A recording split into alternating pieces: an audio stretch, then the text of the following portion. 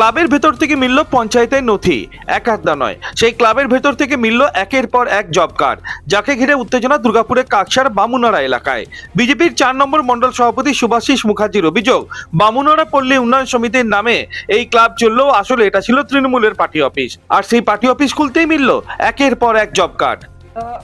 দখলে বিশ্বাসী নই, কিন্তু বামুননাড়া গ্রামে দীর্ঘদিনের আমাদের বামুননাড়া পল্লী উন্নয়ন সমিতির মাঠে একটি বিল্ডিংকে জোর করে তৃণমূল দখল করে দিনের পর দিন বকলমে পার্টি অফিসটি এখান থেকে পরিচালিত হতো।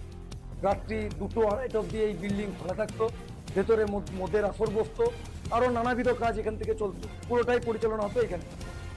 এবং আপনি দেখতে পাবেন, আমরা আজকে এটা খোলার পর আমি নিজে অবাক যে পঞ্চায়েতের গুরুত্বপূর্ণ নথি, যেটা পঞ্চায়েতে থাকার দরকার, সেইটাই ক্লাবের নাম দিয়ে যে দখলরা করেছিল তৃণমূল, সেগুলি এইখানে পড়ে আছে। আপনি দেখুন, জব কার্ড 100 দিনের জব কার্ড, একাধিক, একটা দুটো নয়, একাধিক জব কার্ড। তো আমার অবাক লাগছে, বুথের কিট 246 বুথের কিট তৃণমূলের, এবং তৃণমূলের উন্নয়নের পাঁচালির ফ্লেক্স তো উন্নয়নের পাঁচালির ফ্লেক্স। তো ওদের পার্টি অফিসটি এখান থেকে 100 মিটার দূরে।